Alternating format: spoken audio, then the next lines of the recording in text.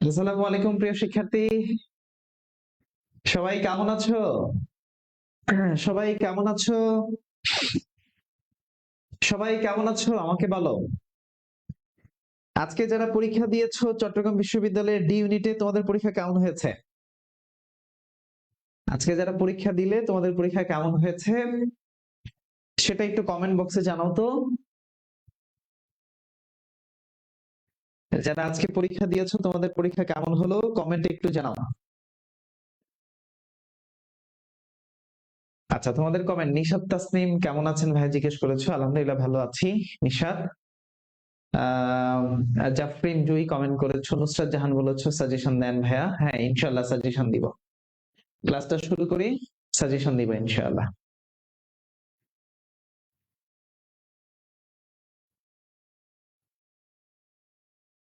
ওকে, তোমাদের পরীক্ষা কেমন হয়েছে? আজকে চট্টগ্রামে যারা পরীক্ষা দিয়েছো তোমাদের পরীক্ষা কেমন হয়েছে সেটা এটা একটু কমেন্ট করো। আজকে চট্টগ্রাম বিশ্ববিদ্যালয়ে যারা ভর্তি পরীক্ষা দিয়েছো আজকের পরীক্ষা কেমন হয়েছে? মাইশা, ওয়ালাইকুম আসসালাম মাইশা।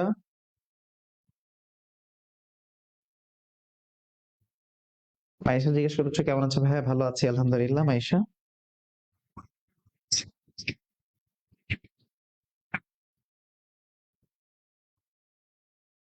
আচ্ছা, যা পড়িয়েছিলাম মোটামুটি সবগুলাই কমন আসছে, সবকিছুই কমন আসছে আলহামদুলিল্লাহ।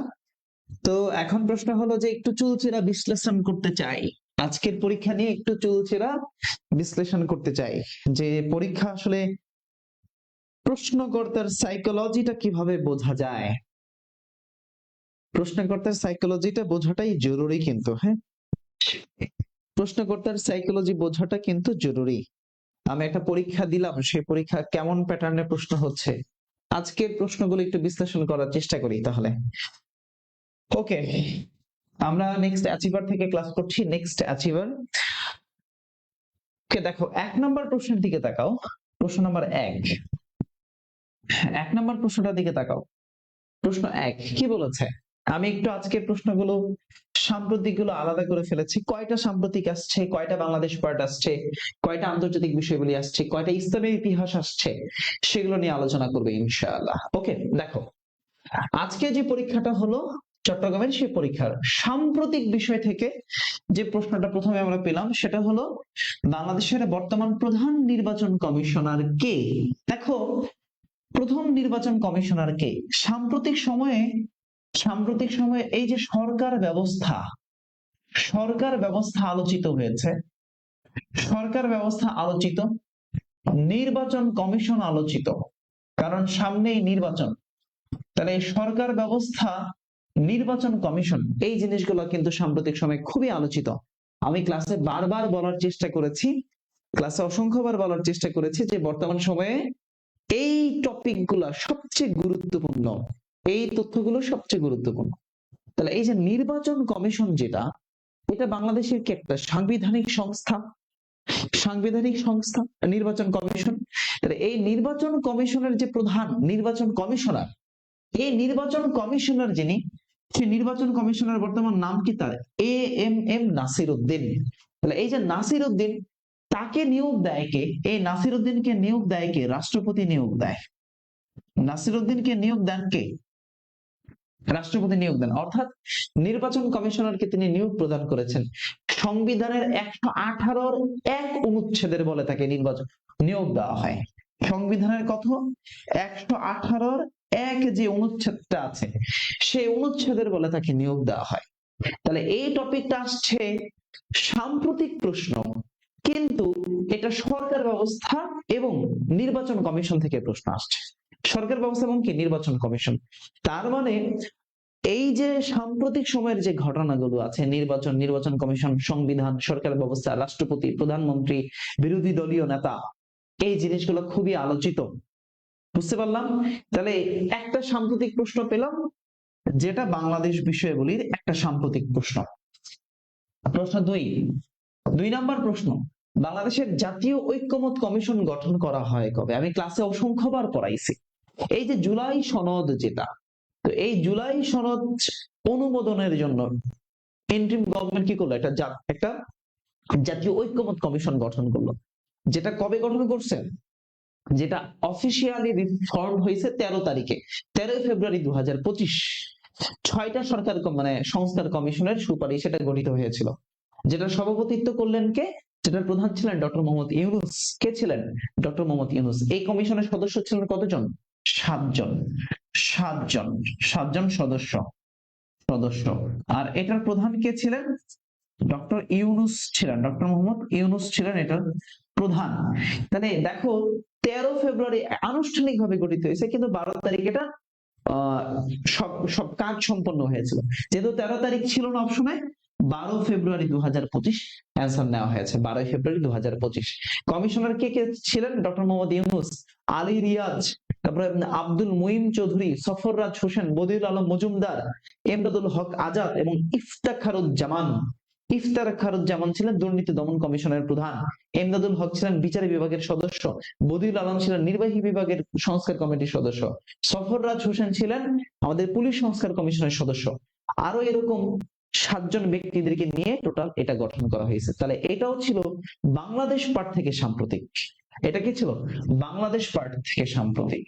তাহলে 2 নম্বর কোশ্চেনও সাম্প্রতিক। আমরা সাম্প্রতিক প্রশ্ন আগে দেখছি। 3 নম্বর প্রশ্ন দেখো। তাহলে দেখো এটা কিন্তু জুলাই অভ্যুত্থানের সাথে জড়িত।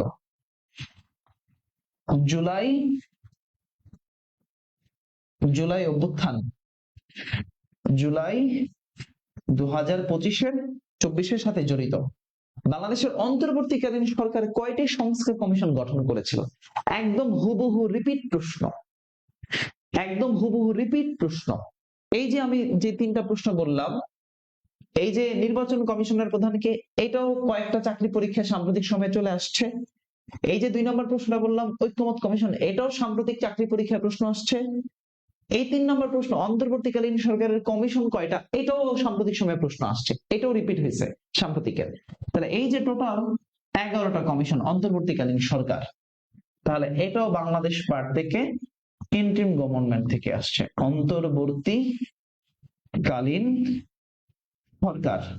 অন্তর্বর্তীকালীন সরকার ব্যবস্থা থেকে আসছে।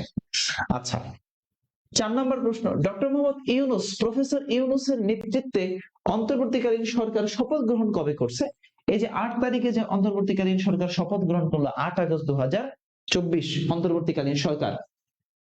ওকে, তাহলে এটাও কিন্তু রিপিট প্রশ্ন, এটা বাংলাদেশ পার্ট থেকে আসছে, এটাও রিপিট প্রশ্ন। দেখো অন্তর্বর্তীকালীন সরকার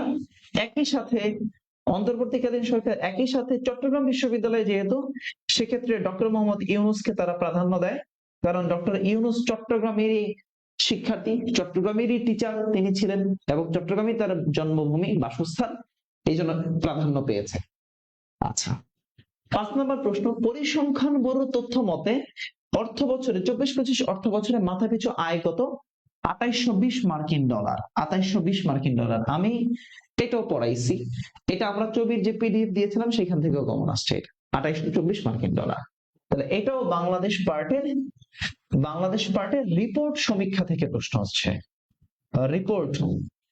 রিপোর্ট থেকে প্রশ্ন আসছে। 5টা প্রশ্ন।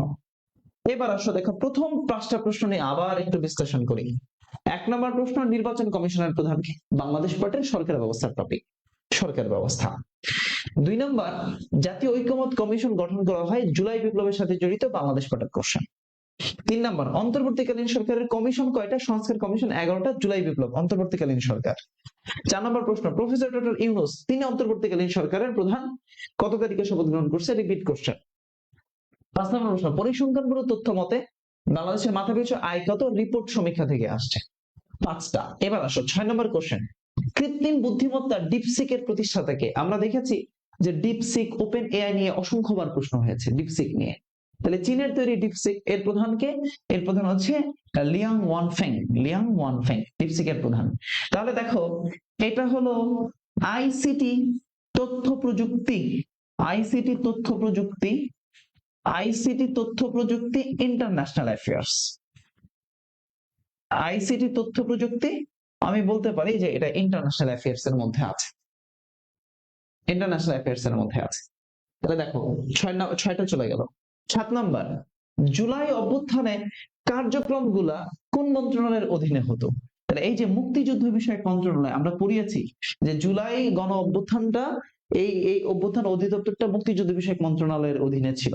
তাহলে এটাও কিন্তু এই 24-এর গণ অভ্যুত্থান, 24-এর যে গণ অভ্যুত্থান, জুলাই বিপ্লব থেকে পরীক্ষায় প্রশ্ন আসছে। জুলাই বিপ্লব, এটাও বাংলাদেশ পার্টের কোশ্চেন, বাংলাদেশ পার্টের কোশ্চেন। তার মানে দেখো 7টা প্রশ্ন আমরা পাইছি সাম্প্রতিক, টোটাল 7টা প্রশ্ন আমরা সাম্প্রতিক প্রশ্ন পেয়েছি।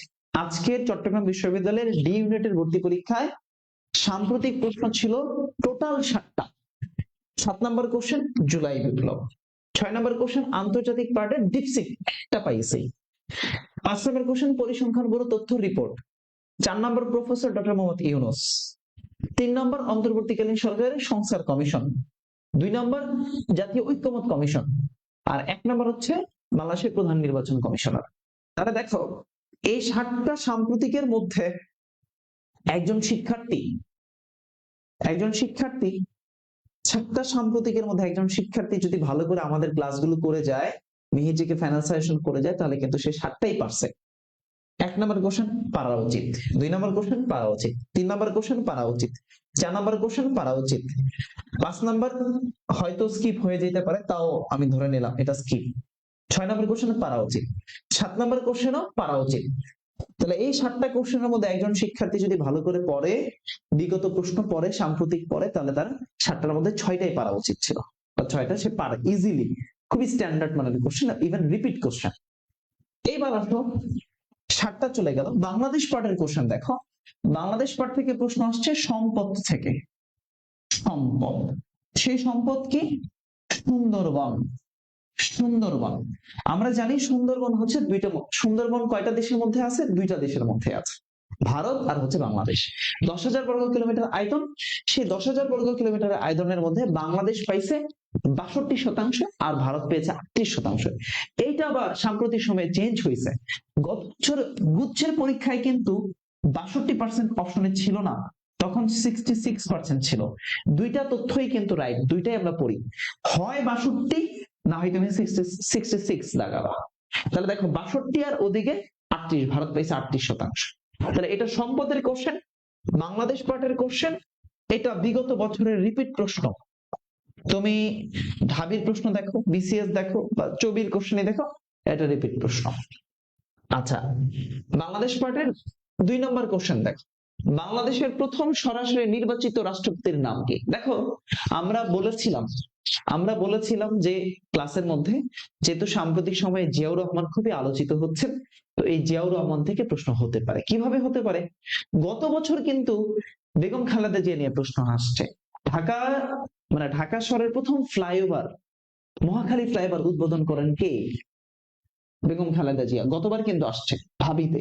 তাহলে দেখো জিয়াউর রহমান নিয়ে এই বছরও কিন্তু প্রশ্ন আসছে যে স্বাধীনতা পদক চালু করছেন কে? জিয়াউর রহমান। কিছুদিন আগে চাকরির পরীক্ষার প্রশ্ন আসছে, সার্কের প্রতিষ্ঠাতা কে? জিয়াউর রহমান। তাহলে এইটাও সরাসরি প্রথম রাষ্ট্রপতির নাম কি? জিয়াউর রহমান রাষ্ট্রপতি হয়েছিলেন। তাহলে এটা বাংলাদেশ পার্টের কোশ্চেন, এবং এইটা গতানুগতিক প্রশ্ন, রিপিট প্রশ্ন। এটা সরকার ব্যবস্থা থেকে প্রশ্ন আসছে।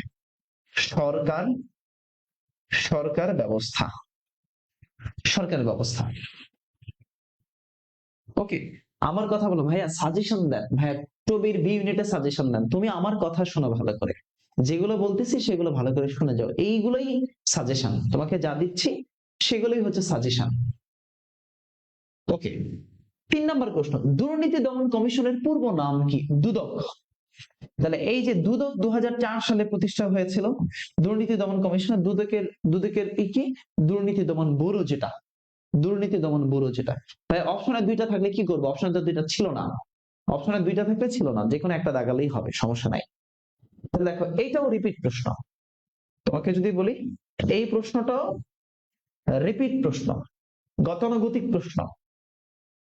ওকে, দেখো বাংলাদেশ পার্ট থেকে প্রশ্ন আসছে 3টা, বাংলাদেশ পার্ট থেকে প্রশ্ন আসছে 3টা। তাহলে আমরা সাম্প্রতিক পেলাম 7টা, বাংলাদেশ পার্ট থেকে প্রশ্ন পেলাম 3টা। এবার আসো আন্তর্জাতিক পার্ট, চুলচিরা একটু বিশ্লেষণ করে। আন্তর্জাতিক পার্ট, বেনেলাক্স, বেনেলাক্স বলতে কোন দেশগুলোকে বোঝায়? দেখো প্রথম অক্ষর নিয়ে যে দেশগুলো আছে, এই যে বেনেলাক্স নিয়ে, এটাও রিপিট প্রশ্ন, এটা বিগত বছরের অনেকবার আসছে এই বেনেলাক্স নিয়ে। বেনেলাক্সটা কি? এটা হয়তো আমি ক্লাসে অনেকবার আলোচনা করেছি যে পশ্চিম ইউরোপের 3টা প্রতিবেশী রাষ্ট্র আছে, সে প্রতিবেশী রাষ্ট্র বেলজিয়াম, নেদারল্যান্ড, লুক্সেমবার্গ, এরা একটা রাজনৈতিক এবং অর্থনৈতিক জোট করছে, বুঝতে পারছো? সেই জোটটাই বেনেলাক্স নামে পরিচিত। তাহলে দেখো কি কি, Belgium, Netherland, Luxembourg, Benelux, Belgium, Netherland, Luxembourg. আশা করি এটা পেরেছো। আন্তর্জাতিক প্রশ্ন, রিপিট প্রশ্ন, পশ্চিম ইউরোপের জোট থেকে একটা প্রশ্ন আসছে, বেনেলাক্স। 2 নম্বর প্রশ্ন, বেলফোর ঘোষণা জারি করেছিল কোন দেশ? দেখো আমরা অসংখ্যবার বলার চেষ্টা করেছি যে সাম্প্রতিক সময়ে ইরান ইসরায়েল সাম্প্রতিক সময়ে ইরান ইসরায়েল খুবই আলোচিত, মধ্যপ্রাচ্য খুবই আলোচিত, আমরা বলেছি, খুবই করে ক্লাসে বলেছি। তাহলে দেখো এই প্রশ্নটা এসেছে মধ্যপ্রাচ্য থেকে। মধ্যপ্রাচ্যের যে ইসরায়েল রাষ্ট্র প্রতিষ্ঠা হলো, সে ইসরায়েল রাষ্ট্র প্রতিষ্ঠা হলো 1917 সালে বেলফোর ঘোষণার মাধ্যমে। আমরা ক্লাসে অনেকবার বলার চেষ্টা করেছি কিন্তু ক্লাসে, যে বেলফোর ঘোষণা কিভাবে দেওয়া হয়েছিল। তাহলে এই যে 2 নভেম্বর 1917 সালে ব্রিটিশ ইহুদি যে নেতা ছিল ব্যারন রথচাইল্ড, এই ব্যারন রথচাইল্ডের কাছে যুক্তরাজ্যের পররাষ্ট্র সচিব যে আর্থার জেমস বেলফোর, তিনি যে একটা চিঠি লিখেছিলেন, যুক্তরাজ্যের পররাষ্ট্র সচিব, আমি আমার পেইড ব্যাচের ক্লাসে আলোচনা করেছি অসংখ্যবার, যে যুক্তরাজ্যের পররাষ্ট্র অর্থ সচিব আর্থার বেলফোর যে একটা চিঠি লিখেছিলেন, মধ্যপ্রাচ্যের ক্লাসে বলেছিলাম, সেই চিঠিটাই হচ্ছে বেলফোর ঘোষণা। সেই চিঠি তিনি কার কাছে পাঠিয়েছিলেন? জয়নিস্ট ফেডারেশন অফ ব্রিটেন আয়ারল্যান্ড নামক একটা সংগঠনের কাছে তিনি পাঠিয়েছিলেন। তাহলে এই যে যুক্তরাজ্যই তো এই চিঠিটা জারি করেছিল ইসরায়েল রাষ্ট্র প্রতিষ্ঠার জন্য। মধ্যপ্রাচ্য থেকে প্রশ্ন আসছে, ইসরায়েল রাষ্ট্রের সাথে যুক্তরাজ্যের ঘোষণা, ইসরায়েল রাষ্ট্র প্রতিষ্ঠা থেকে। ওকে, এই প্রশ্নটা রিপিট প্রশ্ন, এটা কোনো নতুন প্রশ্ন নয়, নতুন প্রশ্ন না এটা। 3 নম্বর প্রশ্ন, বিশ্বের দ্বিতীয় জনবহুল শহর কোনটা? বিশ্বের দ্বিতীয় জনবহুল শহর, বর্তমানে জনবহুল শহর হচ্ছে ঢাকা, দ্বিতীয় জনবহুল শহর হচ্ছে ঢাকা। এটা হচ্ছে রিপোর্ট থেকে প্রশ্ন আসছে। 4 নম্বর প্রশ্ন, ICESCR, এইটা কে কে পারছে আমি জানি না, অনেকে পারার কথা। ইন্টারন্যাশনাল কনভেনেন্ট অন ইকোনমিক, অর্থনৈতিক, সোশ্যাল এন্ড কালচারাল রাইটস নিয়ে কাজ করে, এর পূর্ণরূপ। তাহলে একটা পূর্ণরূপ নিয়ে পরীক্ষার প্রশ্ন। ওকে, 5 নম্বর প্রশ্ন, কত শতাব্দীতে ভারতীয় উপমহাদেশে ইসলামের আবির্ভাব ঘটে? দেখো আমি সবসময় বলে আসছি যে চট্টগ্রাম বিশ্ববিদ্যালয়ে ভর্তি পরীক্ষা দিতে গেলে ইসলামের ইতিহাস রিলেটেড কিছু প্রশ্ন আসে, চট্টগ্রাম রিলেটেড প্রশ্ন আসছে, ইসলামের ইতিহাস রিলেটেড কিছু প্রশ্ন আসে। ইসলামের ইতিহাস, সেই ইসলামের ইতিহাসেরই একটা প্রশ্ন হচ্ছে যে কত শতাব্দীতে ভারতীয় উপমহাদেশে ইসলামের আবির্ভাব ঘটেছে? তাহলে কত শতাব্দীতে? 8ম শতাব্দীতে আবির্ভাব ঘটেছিল। তাহলে এটা ইসলামের ইতিহাসের একটা টপিক। তোমরা ইসলামের ইতিহাসের কোশ্চেন গুলো দেখবা যে এই প্রশ্ন বিগত সময়ে, বা এই যে বোর্ড পরীক্ষা আসে না, বোর্ড পরীক্ষা, সে বোর্ড পরীক্ষায় প্রশ্ন আসছে, এটা একদমই আনকমন প্রশ্ন না, এই কোশ্চেনটা আনকমন কোশ্চেন নয়, এটা বোর্ড পরীক্ষায় প্রশ্ন আসা, এটা প্রশ্ন দেখবা তোমরা। 6 নম্বর কোশ্চেন, কোন মুসলিম নারী সর্বপ্রথম নোবেল পুরস্কার লাভ করেছিলেন? দেখো আমি তোমাদেরকে ক্লাসের মধ্যে বলার চেষ্টা করেছি যে ভাই, নোবেল পুরস্কারের সাম্প্রতিক যদি না আসে তাহলে বেসিক আসবে, খেলাধুলার সাম্প্রতিক না আসলে বেসিক আসবে। তাহলে দেখো 2025 সালে নোবেল পুরস্কার আলোচিত হয়েছে, কিন্তু নোবেল পুরস্কারের যে বেসিক অ্যাফেয়ার্স, সেখান থেকে প্রশ্ন আসছে, সেখান থেকে কি নারী রিলেটেড প্রশ্ন আসছে। এই প্রশ্নটা রিপিট প্রশ্ন। এই যে শিরিন এবাদি, ইরানের শিরিন এবাদি, তিনি কিন্তু এভিন কারাগারে বন্দী ছিলেন। এই যে প্রথম নারী যিনি নোবেল পুরস্কার পান, শিরিন এবাদি, তিনি একজন কি মানবাধিকার কর্মী, একজন আইনজীবী। 2003 সালে তিনি শান্তিতে নোবেল পুরস্কার পেয়েছিলেন, তাই না? শিরিন এবাদি, তার মানে কি তার মানে কি? তার মানে দেখো এইটাও রিপিট প্রশ্ন, এই কোশ্চেনটাও কিন্তু নতুন প্রশ্ন না। আচ্ছা, 7 নম্বর প্রশ্ন, বিশ্ব ইতিহাসে 1789 সাল কেন বিখ্যাত?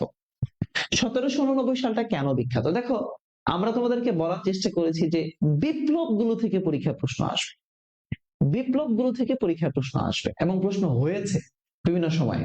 দেখো, ফরাসি বিপ্লব তোমরা আলোচনা শুনেছো আমাদের ক্লাসে বা আমাদের পেইড ব্যাচে।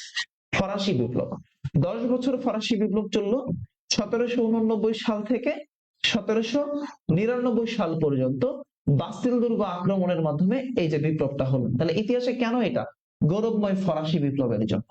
তাহলে এই প্রশ্নটাও রিপিট প্রশ্ন। ওকে,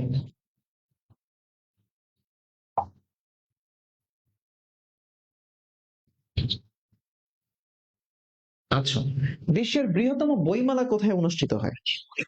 বইমেলা, দেখো আমরা ইউরোপ মহাদেশ যখন আলোচনা করি, ফ্রাঙ্কফুর্ট জার্মানি নিয়ে আলোচনা করেছিলাম। Frankfurt Germany. তুমি আমার সাজেশনটা শোনো, আমি যেগুলো বলি সেগুলো মনোযোগ দিয়ে শোনো, মনোযোগ দিয়ে শোনো আমার কথাগুলো, মনোযোগ দিয়ে। কোশ্চেনের সাইকোলজি বুঝতে হবে, প্রশ্নের সাইকোলজি বুঝতে হবে, সাইকোলজি বুঝলে ইনশাল্লাহ প্রশ্ন পান। দেখো, বিশ্বের বৃহত্তম বইমেলা অনুষ্ঠিত হয় কোথায়? ইউরোপ মহাদেশ যখন আলোচনা করেছিলাম, সেই ইউরোপ মহাদেশের দেশ জার্মানি নিয়ে যখন আলোচনা করেছিলাম, সেই জার্মানির যে ফ্রাঙ্কফুর্ট বিমানবন্দর, ফ্রাঙ্কফুর্ট যে শহর, সেখানে কিন্তু আলোচনা করেছে যে বিশ্বের সবচেয়ে বড় বইমেলা অনুষ্ঠিত হয় ফ্রাঙ্কফুর্ট জার্মানি। এবং এই ক্লাসে আমি বলেছিলাম আমাদের একটা স্টুডেন্ট আছে মাইশা, মুবাশশির আহত মাইশা, ওর বাড়ি হলো খুলনা। কিছুদিন আগে খুলনাতে এরকম বড় বইমেলাটা অনুষ্ঠিত হয়েছিল, বাংলাদেশের সবচেয়ে বড় বইমেলা, হ্যাঁ, ওপেন বুক বইমেলা। তো যাই হোক, তাহলে এই যে বইমেলা, এটাও রিপিট প্রশ্ন, এটা বিগত বছরের প্রশ্ন ভাইয়া, এটা বিগত বছরের প্রশ্ন, ফ্রাঙ্কফুর্ট জার্মানি। আচ্ছা, এইবার আসো 9 নম্বর প্রশ্ন। ধন্য ধন্য মেরা, ধন্য ধন্য মেরা সিলসিলা এলো, দিল্লিতে নিজামুদ্দিন আউলিয়া এলো, দিল্লিতে নিজামুদ্দিন আউলিয়া। এই গান হয়তো অনেকে শুনছো, এই গান শুনেছে, ইসলামের ইতিহাসের প্রশ্ন। আলাউদ্দিন খলজি এবং এই যে হযরত নিজামুদ্দিন আউলিয়া, সেই নিজামুদ্দিন আউলিয়ার পরীক্ষা থেকে প্রশ্ন আসছে। এই গান শুনছো, ধন্য ধন্য মেরা সিলসিলা, দিল্লিতে নিজামুদ্দিন আউলিয়া এলো, দিল্লিতে নিজামুদ্দিন আউলিয়া, মানত করেছি আমি বড় পীরের দরবারে। শুনেছো এই গান? এই যে আলাউদ্দিন খলজি আর হচ্ছে দিল্লির নিজামুদ্দিন, এই নিজামুদ্দিন যখন দিল্লিতে আসছে, এটার বিশাল গল্প আছে। আমি জাস্ট সময় স্বল্পতার জন্য সেই গল্পটা বলতে পারছি না, সময় স্বল্পতার জন্য সেই গল্প বলতে পারছি না। সেই নিজামুদ্দিন আউলিয়া, সেই নিজামুদ্দিন আউলিয়া বারবার তার কাছে যখন মানুষ আসছিল, জিজ্ঞেস করছিল আর কতক্ষণ পরে যাবে বা কখন যাবে, তখন সে একটা বলছে যে দিল্লি বহুত দূর, আমরা বলি না মক্কা বহুত দূর হ্যাঁ, তখন তিনি বলছিলেন দিল্লি বহুত দূর। এই যে দেখো, দিল্লি এখনো অনেক দূর, হঞ্জ দিল্লি দূরস্থ, দিল্লি অনেক দূর। ইসলামের ইতিহাসের কোশ্চেন। ওকে, তাহলে এই যে হযরত নিজামুদ্দিন আউলিয়া, প্রশ্ন দেখার পর আফসোস হচ্ছে কেন ডি ইউনিটে পরীক্ষা দিলাম না। প্রশ্ন দেখার পর অনেকে বলছে কোশ্চেন কি অন্য ভাইয়া করছে নাকি, প্রশ্ন কি অন্য ভাইয়া করছে নাকি। ওকে, বলো আমাকে। 9 নম্বর, এরপরে আসো দ্য 100। এটা বইটার পুরো নাম দেয় নাই, জাস্ট অল্প একটু নাম দিয়ে দিয়েছে। দ্য 100 বইটি কার লেখা? Michael H heart, Michael H heart এর লেখা বই। এটা হচ্ছে গ্রন্থ, বিখ্যাত ব্যক্তির গ্রন্থ। এটা হচ্ছে উক্তি, ইসলামের ইতিহাসের উক্তি, ইসলামের ইতিহাস, ইসলামের ইতিহাসের উক্তি। একবার বলো তো ভাই, যে এই যে তোমাকে যে একটা চুলচেরা বিশ্লেষণ করাচ্ছি আমি, প্রশ্ন, সাধারণ জ্ঞান প্রশ্ন কোথাও কঠিন হচ্ছে না সেভাবে, শুধু ভাষাগত পরিবর্তন হওয়ার কারণে।